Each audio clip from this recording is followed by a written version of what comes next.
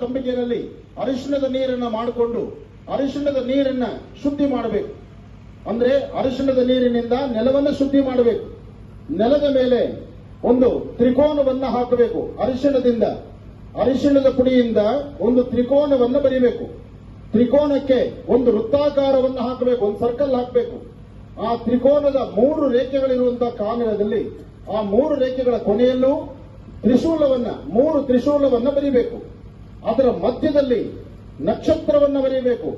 ನಕ್ಷತ್ರ 5 ರೇಖೆಗಳುಳ್ಳಂತಹ ನಕ್ಷತ್ರವನ್ನು ಬರೀಬೇಕು. ನಕ್ಷತ್ರದ ಮಧ್ಯದಲ್ಲಿ 2 ವಿಳೆದೆಲೆ ಅಡಿಕೆಯನ್ನ ಅದರ ಮೇಲೆ ಇಡಬೇಕು. ಇಟ್ಟು ಸಾಧ್ಯವಾದರೆ ನಿಮ್ಮ ಭಾಗದಲ್ಲಿ ನಿಮಗೆ ಸಿಕ್ಕದ್ರೆ ಮರಳ ಮಾತಂಗಿ ಅಥವಾ ಬಿಳಿ ಸಾಸಿವೆ ಮರಳ ಮಾತಂಗಿ ಯಾವ್ದಾದ್ರು ಒಂದಿದ್ರೆ ಸಾಕು.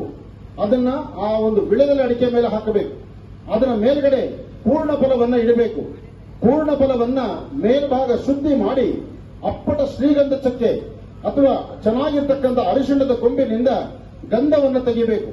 ಆ ಗಂಧವನ್ನ ತುಳಸಿ ಕಡ್ಡಿ ತೆಗೆದುಕೊಂಡು ಪೂರ್ಣ ಫಲ ಆ ತೆಂಗಿನಕಾಯಿ ಮೇಲ್ಗಡೆ ಒಂದು ಬಾಕ್ಸ್ ಬರೀಬೇಕು. 4 ರೇಖೆ ಇರ್ತಕ್ಕಂಥ ಒಂದು ಬಾಕ್ಸ್ ಅನ್ನ ಬರೆದು ಅದರ ಮೇಲ್ಭಾಗದಲ್ಲಿ ಒಂದು ತ್ರಿಕೋನವನ್ನ ಬರೆದು ಅದರ ಮಧ್ಯದಲ್ಲಿ ಐಂ ಎಂಬತಕ್ಕಂಥ ಒಂದು ಬೀಜಾಕ್ಷರಿ ಮಂತ್ರ ಐಂ ಎಂಬತಕ್ಕಂಥ ಒಂದು ಬೀಜಾಕ್ಷರಿ ಮಂತ್ರವನ್ನ ಬರೆದು ಅದರ ಮೇಲೆ ಮತ್ತೊಂದು ಬಟ್ಲಡಿಕೆಯನ್ನ ಇಟ್ಟು ನಿಮ್ಮ ಉಂಗುರದ ಬೆರಳು ಆ ಬಟ್ಲಡಿಕೆಯ ಮೇಲೆ ಇಟ್ಟು ಓಂ ಶ್ರೀಂ ಐಂ ಸೌಹು ಓಂ ಶ್ರೀಂ ಐಂ ಸೌಹು ಈ ಬೀಜಾಕ್ಷರಿ ಮಂತ್ರವನ್ನ ಕ್ರಮಬದ್ಧವಾಗಿ 108 ಬಾರಿ ಹೇಳಿ ಬೆಳಿಗ್ಗೆ ಇಟ್ಟಂತ ಆ ಪೂರ್ಣ ಫಲವನ್ನ 4 ದಿಕ್ಕಲ್ಲೂ 4 ಮಣ್ಣಿನ ಹಣತೆ ದೀಪವನ್ನು ಹಚ್ಚಿಟ್ಟು ದೇವರಿಗೆ ಒಂದು ಕೈ ಮುಗಿದು ಒಂದು ಹನಿ ಜೇನುತುಪ್ಪವನ್ನು ನಿಮ್ಮ ಅಂಗೈಯಲ್ಲಿ ಹಾಕಿಕೊಂಡು ಪುನಃ ಶ್ರೀಂ ಅಂತಕ್ಕಂಥ ಬೀಜಾಕ್ಷರಿ ಮಂತ್ರವನ್ನ 108 ಬಾರಿ ಪಠನೆ ಮಾಡಿ ಜೇನುತುಪ್ಪದ ಪ್ರಸಾದವನ್ನು ತಾವೇ ಸ್ವೀಕರಿಸಿ ಸಂಜೆವರೆಗೂ ಆ ಸ್ಥಳವನ್ನು ಮುಟ್ಟಬೇಡಿ.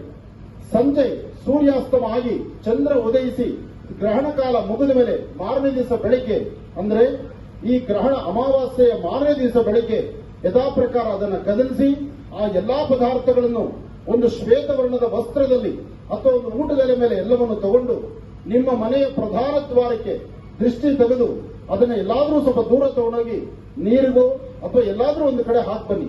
ಒಂದು ಕಾಯಿ ನಿಮ್ಮ ಮನೆಯಿಂದ ಆಚೆ ಹೋಗುತ್ತೆ ಅಷ್ಟೇನೆ, ಆದರೆ ಇದರಿಂದ ಸಾಕಷ್ಟು ಅನುಕೂಲಗಳನ್ನ ತಾವು ಸಿದ್ಧಿಪಡಿಸಿಕೊಳ್ತೀರಿ. ಈ ಒಂದು ಕಾಯಕವನ್ನು ಮಾಡೋದ್ರಿಂದ ನಿಮ್ಮ ವಾಸ್ತುಗೃಹದಲ್ಲಿ ಬರ್ತಕ್ಕಂತಹ ದೋಷಗಳಿಂದ ಶೀಘ್ರವಾಗಿ ನೀವು ಮುಕ್ತರಾಗ್ತೀರಿ. ಈ ತಂತ್ರಸಾರ ಅಮಾವಾಸ್ಯೆಯೆಂದು ಮಾಡೋದ್ರಿಂದ ಅದರಲ್ಲೂ ಈ ಬಾರಿ ಅಮಾವಾಸ್ಯೆಯ ತಂತ್ರಸಾರ ಶೀಘ್ರವಾಗಿ ಫಲವನ್ನ ಸಿದ್ಧಿಪಡಿಸಿಕೊಳ್ತಕ್ಕಂತಹ ಯೋಗ ಬಲದಲ್ಲಿರುತ್ತೆ. ಇಂತಹ ಯೋಗಾಯೋಗಗಳು ಆರ್ಥಿಕ ಪರಿಸ್ಥಿತಿಯನ್ನು ಅಭಿವೃದ್ಧಿಪಡಿಸತಕ್ಕಂತಹದ್ದು, ನಿಮ್ಮ ಮನೆ ಮಕ್ಕಳ ವಿದ್ಯಾರ್ಜನೆಗೆ ದಾರಿಯಾಗುವಂತಹದ್ದು, ಕುಟುಂಬದಲ್ಲಿ ಅನ್ಯೋನ್ಯತೆಯನ್ನು ತರುವಂತಹದ್ದು, ದಾಂಪತ್ಯದಲ್ಲಿ ಒಂದು ಸುಖ ಸಂತೋಷವನ್ನು ತರತಕ್ಕಂತಹದ್ದು. ಯಾಕೆಂದ್ರೆ ಪರ್ವಕಾಲಗಳು, ಅಮಾವಾಸ್ಯೆ, ಗ್ರಹಣ ಕಾಲಗಳಲ್ಲಿ ತಂತ್ರಸಾರಗಳು ಅಂತ ಹೇಳಿದ್ದಾರೆ. ಹಾಗಾಗಿ ಈ ಬರ್ತಕ್ಕಂಥ ಸೂರ್ಯಗ್ರಹಣ ಅದರಲ್ಲೂ ಅಮಾವಾಸ್ಯೆ, ಮಹಾಲಯ ಅಮಾವಾಸ್ಯೆ, ಈ ಅಮಾವಾಸ್ಯೆ ಎಂದು ಎಲ್ಲರಿಗೂ ಅನುಗ್ರಹ ಕೊಡುವಂತದ್ದಾಗ್ಲಿ, ಒಳ್ಳೆಯದಾಗ್ಲಿ, ಶುಭವಾಗ್ಲಿ. ಇನ್ನ ಬಹಳ ವಿಶೇಷವಾಗಿರ್ತಕ್ಕಂಥ ಈ ಶುಭ ದಿನ ಈಗಾಗಲೇ